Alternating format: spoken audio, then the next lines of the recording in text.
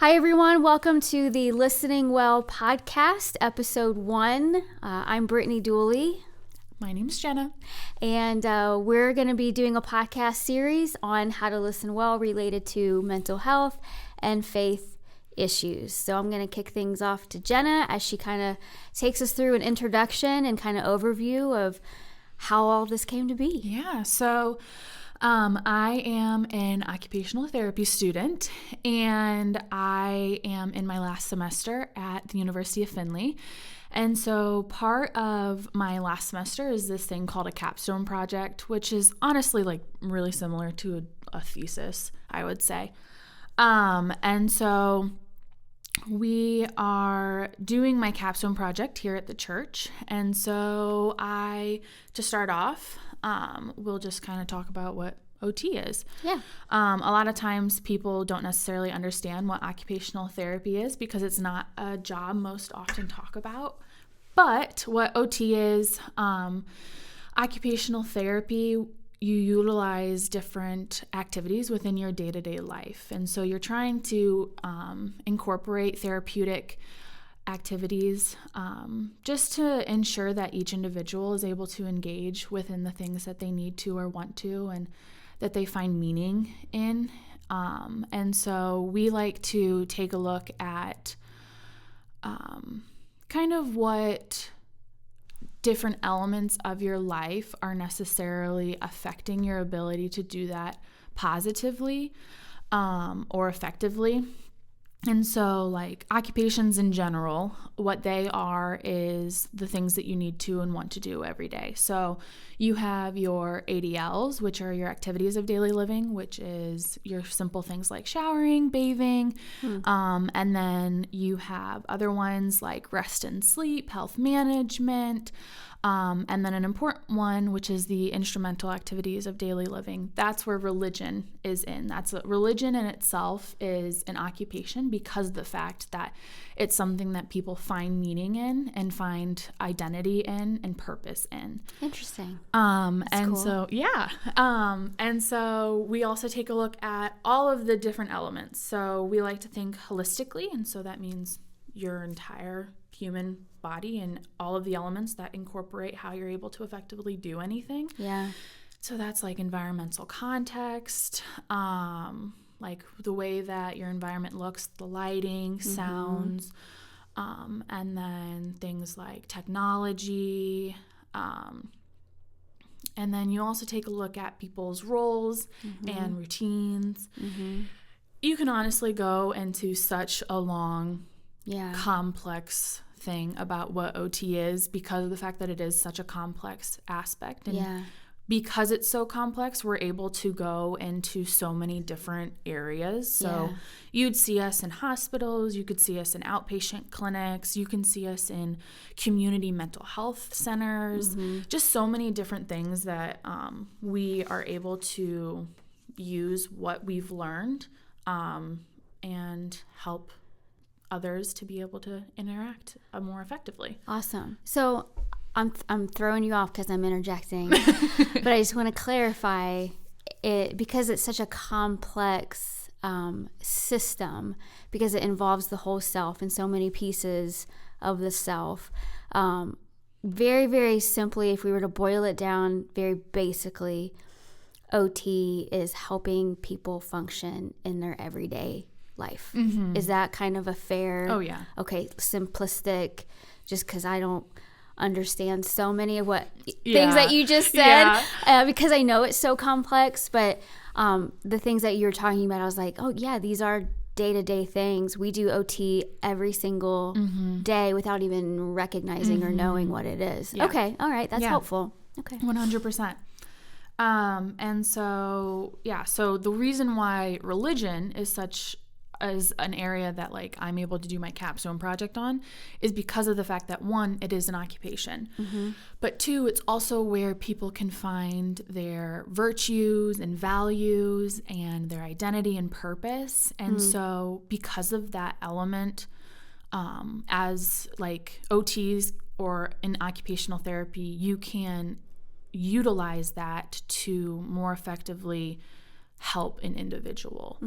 And so for me, more so my area within the church in my like overall kind of go with the my capstone is to more so make it effective for any individual to be able to interact effectively with something that they hold value with. And so like I just think of individuals who have like disabilities or who have mental health concerns. Yes. And that's kind of where like we kind of started when we started just talking about all of those different elements. So yeah. And we got started, we hadn't met before, but last year I think you had just come through the growth track class here at the church, and we set up a time to meet. I think you had reached out and we responded. We set up a time for coffee and just got to talking. And as we were talking, we both realized that we had such a shared passion for helping others and walking with others with either with disabilities or mental health, various needs, and just wanting to come alongside and offer a safe space for them to live in healthy ways, to function in healthy ways, but really to provide a safe place for them to belong, to feel included, for them to feel loved. And then I remember we were at Spangler's, and you were like, what do you think of doing my capstone, my doctorate capstone at the church? And I was just like, oh, let's do it. I just got so excited, and now here you are. You've begun it, and I am just so grateful for the gifts and graces God's given you in this field, and how He gave you such a lens to be a bridge in bringing it into the faith community.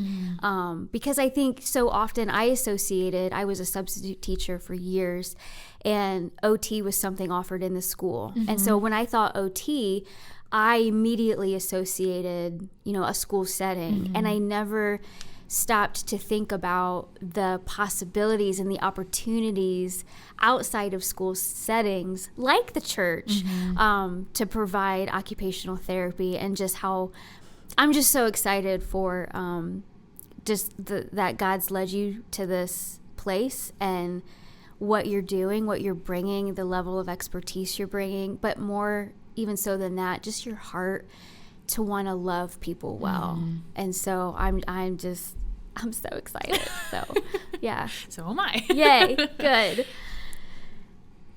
Is that a good introduction of kind of what OT is? And your why don't you tell us briefly kind of where you're going to be working, because maybe somebody who's watching this or listening for the first time, they're like, what's she going to be doing? What does this look like on the ground? The Capstone Project, what settings, what ministries are you going to be working with? And why don't you tell us a little bit about that? So when we even just started having a bunch of discussions, like there was so many elements that you were like, oh, we could go down this pathway or this pathway. And there was just so many different revenues that we would have been able to do. But I think it came down to more of that focus on mental health and trying to implement just different revenues or avenues that would allow individuals to just have that sense of belonging. And I mean, like my overall like capstone project objective, I would say, is just to decrease stigma and increase understanding to allow for all individuals, no matter like if they have a brain disability or a physical disability, it's all the same. It's still a disability, and that they can just feel more loved and belonged within the church. And honestly, like the overall like way down the line would be that it would just hopefully bring more people to like know who God is and know that Jesus loves them where they are, Yeah, that's so awesome. That's so cool. And I love you titled the podcast series Listening Well, and I think that really captures your heart and kind of the mission behind your capstone is to listen well to others and how to help others listen well to others. And so it's this kind of reciprocal process. And so in future podcasts here, we're going to be getting into things like the brain. We're going to be getting into debunking stigmas related to mental health. We're going to get into, one of the questions I was asked here recently was, how do I respond, or how do I know the right thing to say to somebody who's hurting or might feel marginalized or, the outcast, whatever. I don't want to say the wrong thing, but what is the right thing to say? And so we'll get into some ethics on how to respond well in those situations. And I think the goal here is at least 10 episodes for your project. And I look forward to every single one. Me too. Yeah. Well, Jenna, God bless you. And man, we're just so excited. We'll get into the second podcast here soon about the brain. So thanks for joining in on episode 1 of Listening Well. Have a great day.